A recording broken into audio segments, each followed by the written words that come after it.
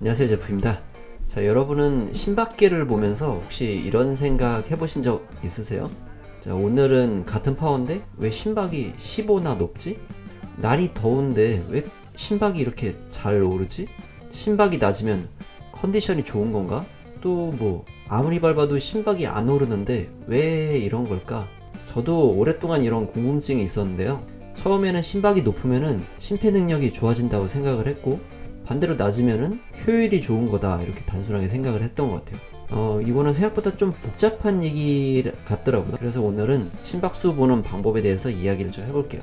자, 우리는 심장을 엔진처럼 생각을 하는데, 자전거는 엔진이지, 이런 얘기 많이 하시죠. 심장이 강하면 이제 빨리 달릴 수 있다고 생각을 하죠. 근데 실제로 힘을 만드는 거는 심장이 아니라 근육이잖아요. 근육이 ATP를 사용해서 수축을 하는 거고, 그 ATP를 만들기 위해서 산소를 사용하는 거잖아요. 그러니까 심장은 산소를 실은 그 혈액을 보내주는 펌프인 거죠. 근육이 먼저 산소를 요구를 하고, 심장은 그 요구를 맞추기 위해서 더 많이 일하는 거잖아요. 그러니까 심박은 원인이 아니라 결과라는 거죠. 심장은 혈액을 보내는 기관이잖아요. 그러니까 혈액을 얼마나 보내는지는 심박수하고 한 번에 보내는 혈액량, 즉 1의 박출량으로 결정이 되잖아요. 자, 훈련을 하면은 심장이 한 번에 더 많은 혈액을 보내게 되죠. 그래서 같은 양의 혈액을 보내도 심박은 낮아질 수가 있는 거죠. 자, 많은 사람들이 유산소 운동을 하면은 심장이 먼저 강해진다고 생각을 하는데, 가장 먼저 적응을 하는 거는 혈액입니다. 그러니까 혈장량이 늘어나면서 순환이 좋아지고 체온 조절이 쉬워지고 탈수에도 강해지는 거죠. 근데 이후에 장기간 훈련이 이어지면은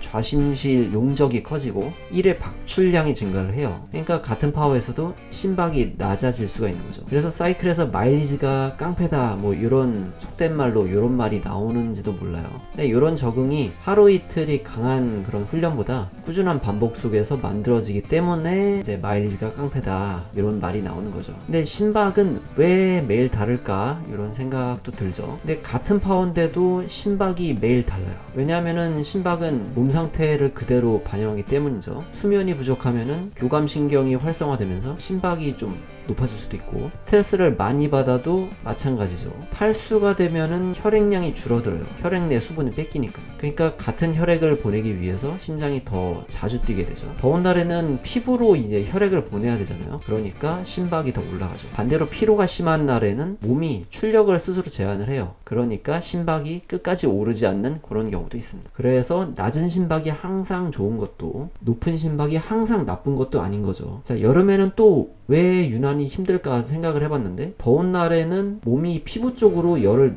내보내야 돼요. 피부 혈관이 확장이 되고 근육하고 피부가 동시에 혈액을 요구를 하니까 결국에 심장은 같은 출력을 유지하기 위해서 더 일을 많이 해야 되죠. 여기에 탈수까지 겹치면은 1의 박출량이 감소하죠. 혈장량이 줄어드니까요. 그러니까 심박이 더 높아집니다. 이게 심박 변이 중요한 원인 중 하나인데요. 사람마다 혈장량 다르고 땀 배출한 양 다르고 열 적응 능력이 다르니까 같은 기원에서도 느끼는 힘듦이 좀 다를 수가 있습니다. 자, 많이 헷갈리는 것이 심박 변이하고 HRV인데요. 심박 변이는 운동 중 같은 파워에서도 심박이 점점 올라가는 현상이에요. 심박 드래프팅이라고도 하는데요. 반면에 HRV는 심장박동 사이 간격 변화를 통해서 회복 상태를 보는 지표인 거죠. 이 둘이 이름이 좀 비슷한데 완전히 다른 개념이죠. 자, 여기까지 들으면은 실제 라이딩에서는 어떻게 요거를 활용해야 되지, 이런 질문이 생기는데요. 간단하게 생각을 할 수 있습니다. 파워는 일단은 내가 뭐를 하고 있는지를 좀 보여주는, 지금 당장